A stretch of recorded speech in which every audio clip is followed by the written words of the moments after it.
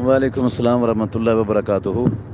سب سے پہلی بات تو آپ یہ سمجھائیں ان لوگوں کو کہ رسول اللہ صلی اللہ علیہ وسلم کی زندگی میں اسلام اللہ کا دین مکمل ہو چکا تھا۔ آپ صلی اللہ علیہ وسلم کے بعد وہی نہ کسی پر اتری ہے اور نہ قیامت تک اترنی ہے، اور جو اللہ نے رسول اللہ صلی اللہ علیہ وسلم کی زندگی میں مکمل کیا دین، وہ مین وان پورے کا پورا سارے کا سارا رسول اللہ صلی اللہ علیہ وسلم نے لوگوں تک پہنچا دیا۔ اس میں سے ایک ذرے کے کروڑویں حصے کے برابر بھی کوئی چیز چھپا کے رسول اللہ صلی اللہ علیہ وسلم نے نہیں رکھی۔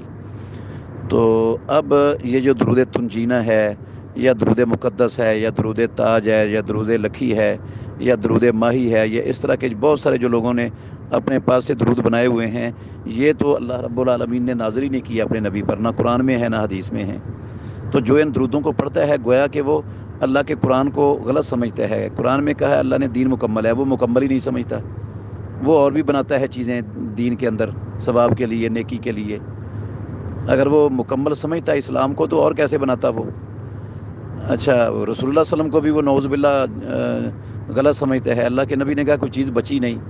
تو یہ جو درود ہیں یہ تو آپ نے پڑھے ہی نہیں، نہ پڑھائے ہیں، نہ کسی کو حکم دیا پڑھنے کا، نہ سکھائے ہیں رسول اللہ صلی اللہ علیہ وسلم نے۔ تو اس کا مطلب ہے رسول اللہ صلی اللہ علیہ وسلم نے بھی نعوذ باللہ خیانت کی یا دین چھپایا ہے۔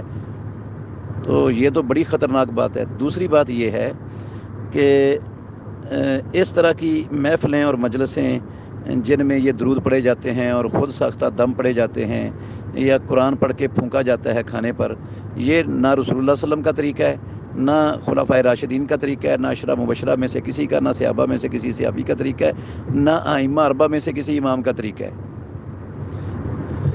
تو اگر یہ درود پڑھ کے، خود ساختہ درود پڑھ کے، یا یہ قرآن کی آیتیں یا صورتیں پڑھ کے کھانے پر پھونکنے کی اسلام کے اندر اللہ کے دین میں گنجائش ہوتی تو رسول اللہ صلی اللہ علیہ وسلم تو ضرور کرتے یہ کام، صحابہ ضرور کرتے، کیونکہ ان سے بڑھ کر قرآن کی برکت کو اور حکمت کو جاننے والا کون ہے کائنات میں، دنیا میں؟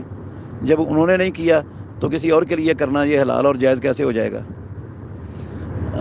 تیسری بات یہ ہے کہ ہر وہ کام جو کتاب و سنت میں جس کے کرنے کی دلیل نہ ہو، بندہ جب اس کو نیکی اور ثواب سمجھ کے کرتا ہے تو وہ بدعت کہلاتا ہے، اور جو بدعت ہے وہ گمراہی ہے اور جہنم میں لے جانے والا عمل ہے۔ میں اس کی مثال دیتا ہوں۔ ایک شخص ہے، وہ نماز میں ایک رکوع کی بجائے 2 رکوع کرتا ہے، ہر رکعت میں 2 سجدوں کی بجائے 4 سجدے کرتا ہے، تو اس کی نماز باطل ہے۔ وہ یہ سمجھتا ہے کہ 2 رکوع کرنے سے زیادہ ثواب ملے گا، 4 سجدے کرنے سے ہر رکعت میں زیادہ ثواب ملے گا، تو نماز باطل ہے، اس کی برباد ہے۔ حالانکہ اس نے کوئی غلط کام نہیں کیا، رکوع کا اضافہ کیا اور سجدوں کا اضافہ کیا ہے۔ تو یہ اضافہ چونکہ اس کی دلیل نہیں ہے کتاب و سنت میں، اس لیے یہ گناہ کا کام ہے، نیکی کا کام نہیں ہے، وہ پہلی نماز بھی برباد ہو جائے گی اس کی۔